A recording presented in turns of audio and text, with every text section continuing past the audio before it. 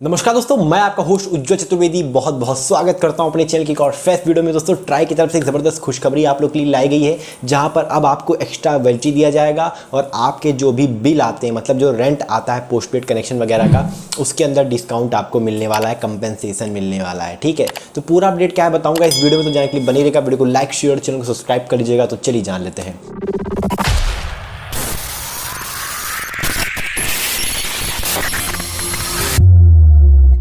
दोस्तों अभी हम और आप काफ़ी टाइम से, मतलब पिछले कई सालों से, कई चीज़ों से बहुत ज़्यादा हम लोग यहाँ पर जो है वो परेशान हो चुके हैं। जैसे कि कॉल ड्रॉप्स, सर्विस डाउन होना, इंटरनेट की स्पीड अचानक से कम हो जाना और कॉल की क्वालिटी अचानक से, कॉल्स वगैरह जो है मिलते मिलते कट जाती हैं, कॉल ना लगना, है ना, कॉलिंग इशू वगैरह।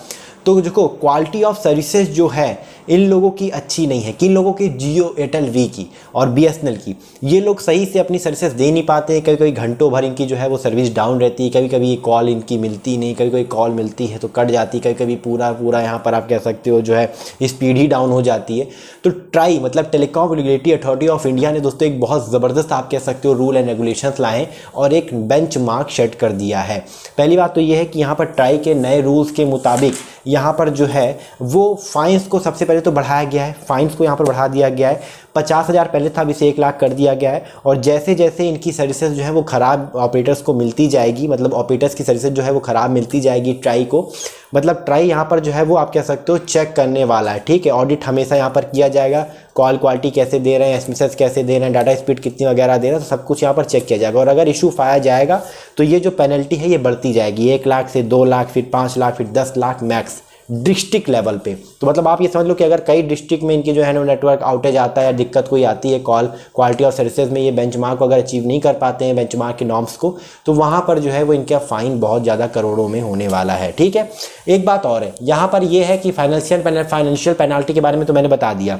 अब जो नए रूल्स एंड रेगुलेशंस आए उसमें यह है कि कंज्यूमर को भी कंपनसेशन आपको देना होगा। मतलब जियो, एयरटेल, वी, बीएसएनएल का अगर नेटवर्क आउटेज होता है तो इनको अपने यूजर्स को भी जो है वो बेनिफिट देना होगा। कैसे, किस टर्म में? बेसिकली ये है कि अगर यहाँ पर जो है अगर आपका आउटेज जो है वो 24 घंटे रहता है या 12 घंटे के ऊपर रहता है, तो वहाँ पर अपने यूज़र्स को, जो यूज़र्स अफेक्ट हुए हैं आपके सर्विसेज डाउन होने के कारण, या कॉल की क्वालिटी आप अच्छी प्रोवाइड नहीं कर पाए, सर्विसेज आप नहीं दे पाए हैं उस पर्टिकुलर एरिया में, तो उस एरिया के यूज़र्स को आपको जो है या तो आपका जो उनका रेंट का बिल आता है उसको यहाँ पर जो है वो आपको डिस्काउंट करना होगा। जितने घंटे आपने मतलब सर्विसेज नहीं दी हैं उसको यहाँ पर जो है वो डिस्काउंट करके उसकी वैलिडिटी को बढ़ाना होगा। अगर एक प्रीपेड यूज़र है, प्रीपेड यूज़र अगर वो जो है वो आपकी सर्विसेज का यूज़ नहीं कर पा रहा है तो उसकी वैलिडिटी को एक्सटेंड करना पड़ेगा। पोस्टपेड यूज़र है तो उसके रेंट में आपको जो है वो कंपेंसेशन देना होगा।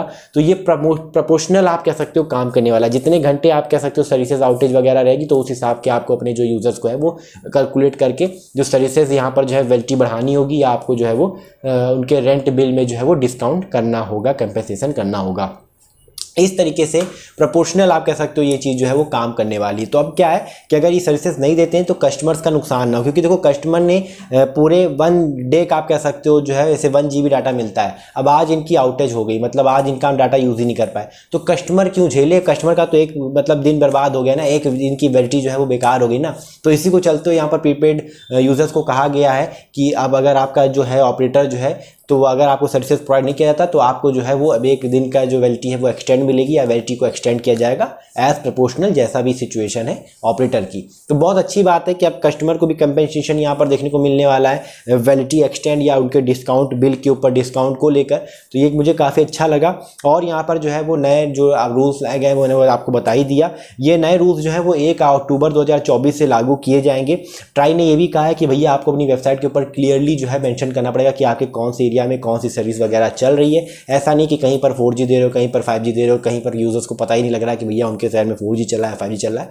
वो ईजिली जो है वो समझ पाए कि आप कैसी सर्विसेज दे रहे हो, और आपका सर्विसेज अगर डाउन होती है तो उनको भी वेबसाइट के ऊपर आपको मेंशन करना पड़ेगा कि आपकी सर्विसेज जो है वो डाउन इस एरिया में चल रही है, आपको पहले अपने कस्टमर को बताना होगा। तो ये नए रूल्स एंड रेगुलेशंस लाए गए और अगर ये बेंचमार्क को अचीव नहीं करते तो उनके ऊपर स्ट्रिक्ट कार्रवाई की जाएगी ट्राई के अनुसार, उस पर्टिकुलरली टेलीकॉम ऑपरेटर के ऊपर, जो कि अपने आप कह सकते हो क्वालिटी ऑफ सर्विसेज देने पर खड़ा नहीं उतरता है अपने यूजर्स को। तो आपको कैसा लगा अपडेट? मुझे तो बहुत अच्छा लगा, मुझे बहुत पसंद आया ये अपडेट। दैट्स व्हाई मैं इस वीडियो को आप लोग के लिए बनाकर मतलब जो है वो पेश कर रहा हूँ। वीडियो अच्छी लगी हो तो लाइक करिएगा, शेयर करिएगा, चैनल को सब्सक्राइब करिएगा, क्योंकि मैं रोजाना शुरू से क्या करता हूँ। फिलहाल करते हैं। जय हिंद, वंदे मातरम। अपना ख्याल रखिएगा।